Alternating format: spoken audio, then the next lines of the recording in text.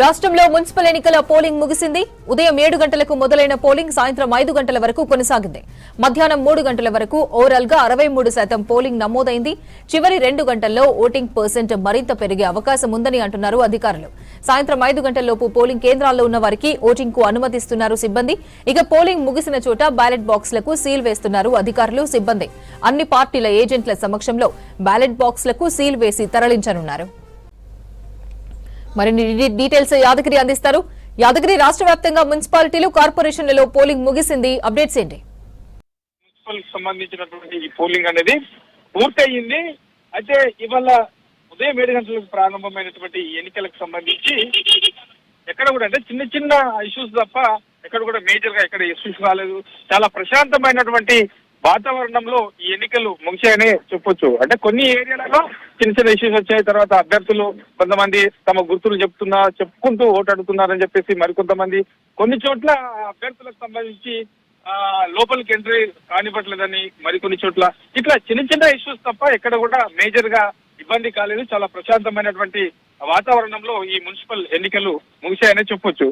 అయితే ఇన్ టైంలో ఏదైతే ఈ 5 గంటల వరకు ఈ ఎన్నిక తమ ఓటు హక్కు వినియోగించుకునేందుకు పోలింగ్ కేంద్రంలో ఉంటారో వాళ్ళందరికీ కూడా ఎంత సమయం కావాలన్నా వాళ్ళందరికీ కూడా ఎంత సమయం పట్టినప్పటికీ వాళ్ళందరూ తమ ఓటు హక్కు వినియోగించుకునే విధంగా కూడా అవకాశం కల్పిస్తారు. కాబట్టి ఇక 5 గంటల తర్వాత ఎవరు వచ్చినా లోపలికి అనుమతించరు. సో వాళ్ళందరికీ కూడా ఓటు హక్కు వేసుకోవడానికి అవకాశం ఉండదు.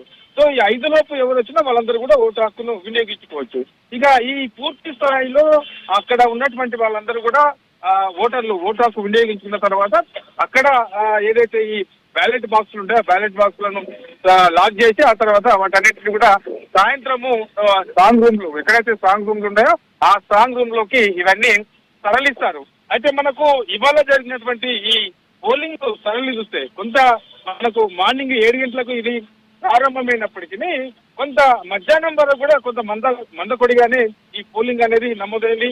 ఇక పొద్దున టైంలో కొన్ని ఏరియాలో అయితే ఇంకా కొన్ని ఏరియాలో చలి తీవ్రత అనేది కూడా కొంత ఉంది కాబట్టి అది కూడా కొంత ఎఫెక్టివ్ ఇచ్చింది. ఆ తర్వాత మధ్యాహ్నం వరకు కూడా అంటే అర్బన్ కి సంబంధించినటువంటి దాంట్లో అర్బన్ ఏరియాలలో కొంత లేట్ గానే ఓటర్లు వస్తూ ఉంటారు కాబట్టి మధ్యాహ్నం తర్వాత కొంత ఈ పోలింగ్ పర్సెంటేజ్ అనేది మనకు పెరుగుతూ వచ్చింది. మధ్యాహ్నం 1 గంట వరకు చూసినప్పటికీ కూడా మనకు ఈ 30%, 40% వరకే ఉంది. ఆ తర్వాతనే ఒక్కసారిగా ఈ పోలింగ్ పర్సెంటేజ్ అనేది మనకు పెరుగుతూ వస్తుంది. ప్రతి 2 గంటలకు ఒకసారి రాష్ట్ర ఎన్నికల సంఘం రాష్ట్ర వ్యాప్తంగా కూడా మున్సిపాలిటీలో తర్వాత మున్సిపల్ కార్పొరేషన్ లో ఎంత పోలింగ్ శాతం నమోదైంది అనేది ప్రతి 2 గంటలకు కూడా ఇచ్చారు. ప్రతి 2 గంటల సరళి చూస్తే పెరుగుతూ ఉంది. ఆ తర్వాతనే ఒక్కసారిగా ఈ పోలింగ్ పర్సెంటేజ్ అనేది మనకు పెరుగుతూ వస్తుంది. ప్రతి 2 గంటలకు ఒకసారి రాష్ట్ర ఎన్నికల సంఘం రాష్ట్ర వ్యాప్తంగా కూడా 0.9% పోలింగ్ శాతం నమోదైతే అయితే ఇందులో మేజర్ గా మనకు ఎక్కువగా ఈ మున్సిపాలిటీలో అత్యధికంగా మున్సిపాలిటీల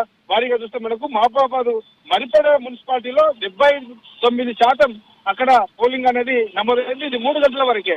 ఇక అందులో అతి తక్కువ మనకు 3 గంటల వరకు చూస్తే నిర్మల్లో భయంసా మున్సిపాలిటీలో మనకు 51% అతి తక్కువగా నమోదైంది. ఇక కార్పొరేషన్ల వారీగా చూస్తే మనకు అత్యధికంగా కొత్తగూడెం కార్పొరేషన్ లో 66% నమోదైంది. సో ఇది 3 గంటల వరకు ఉన్నటువంటి దాంట్లో 7 కార్పొరేషన్లకు ఎన్నికలు జరిగాయి. అందులో మనకు అత్యధికంగా కొత్తగూడెం కార్పొరేషన్ లో 66% పోలింగ్ నమోదైంది.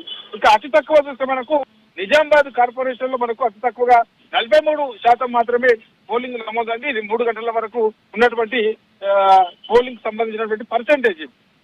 అయితే ఇక 5 గంటలకు మనకు 3 నుంచి 5 గంటల వరకు అనేది కూడా కొంత పోలింగ్ పర్సెంటేజ్ ఎక్కువగా పెరిగే అవకాశం ఉంటుంది. కాబట్టి ఈసారి గతంతో పోల్చుకుంటే గత మున్సిపల్ ఎన్నికలతో పోల్చుకుంటే ఈసారి కొంత ఎక్కువగా పోలింగ్ పర్సెంటేజ్ నమోదయ్యే అవకాశం అయితే మనకు కనబడతా ఉన్నది. గత మున్సిపాలిటీలో 70% మాత్రమే ఈ పోలింగ్ పర్సెంటేజ్ అనేది నమోదైంది. ఈసారి 75% పైగా ఈ పర్సెంటేజ్ నమోదయ్యే అవకాశం అయితే కనబడతా ఉన్నది. ఎందుకంటే ముందు నుంచి కూడా రాష్ట్ర ఎన్నికల సంఘానికి సంబంధించిన అధికారులు కూడా ఒక అంచనా వేస్తున్నారు.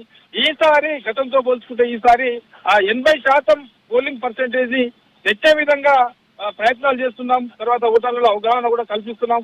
ఓటు హక్కును వినియోగించుకునే విధంగా వివిధ అడ్వర్టైజ్మెంట్ కూడా ఇచ్చామని చెప్పేసి అధికారులు కూడా చెప్పారు. కాబట్టి ఒక విధంగా అధికారులకు సంబంధించి అధికారుల ప్రయత్నాలు కూడా ఇందులో ఫలించాయనే చెప్పొచ్చు. 75% పైగా ఈ పోలింగ్ పర్సెంటేజ్ అనేది నమోదయ్యే అవకాశం అయితే కనబడతా ఉంటుంది. అంటే రాష్ట్ర వ్యాప్తంగా కూడా కొంత ఓవరాల్ గా ఎంత అయింది అనేది చెప్పడానికి కొంత సమయం పట్టే అవకాశం ఉంటుంది. కాబట్టి మరో హాఫ్ అన్ అవర్ లేదంటే 1 అవర్ లో పూర్తి స్థాయిలో ఎక్కడెక్కడ ఎంత పర్సెంటేజ్ నమోదైంది, రాష్ట్ర వ్యాప్తంగా ఎంత అయింది, మున్సిపాలిటీలో ఎంత అయింది, తర్వాత మున్సిపల్ కార్పొరేషన్ లో ఎంత పోలింగ్ పర్సెంటేజ్ నమోదైంది అనేది పూర్తి స్థాయిలో మరికొద్ది సేపట్లోనే దీని మీద ఒక క్లారిటీ వచ్చే అవకాశం ఉంటుంది. ఇక ఇవాళ సాయంత్రం ఇవన్నీ కూడా పోలింగ్ జరిగినటువంటి కేంద్రాల నుంచి కూడా ఆ బ్యాలెట్ బాక్స్ లకు సంబంధించి అవన్నీ కూడా స్ట్రాంగ్ రూమ్ కు తరలిస్తారు. అక్కడ పూర్తి స్థాయిలో భారీ బందోబస్తును అక్కడ ఏర్పాటు చేశారు. ఆ తర్వాత ఎల్లుండి అంటే ఈ నెల 13న దీనికి సంబంధించి మున్సిపల్ కార్పొరేషన్లకు సంబంధించినటువంటి కౌంటింగ్ ఉంటుంది. ఇక 16న మేయరు, డిప్యూటీ మేయరు, మేయర్లకు సంబంధించినటువంటి ఎంపిక ఉంటుంది. కాబట్టి ఇవాళ జరిగినటువంటి ఈ ఉదయం నుంచి ఇవాళ ఇప్పటి వరకు సాయంత్రం వరకు జరిగినటువంటి ఈ మున్సిపల్ ఎన్నికల విషయంలో చిన్నపాటి ఇష్యూస్ తప్ప మేజర్ గా ఎక్కడ కూడా ఎలాంటి ఇబ్బందులు లేకుండా చాలా ప్రశాంతమైనటువంటి వాతావరణంలోనే ఈ ఎన్నికలు జరిగాయని చెప్పొచ్చు. అపర్ణ.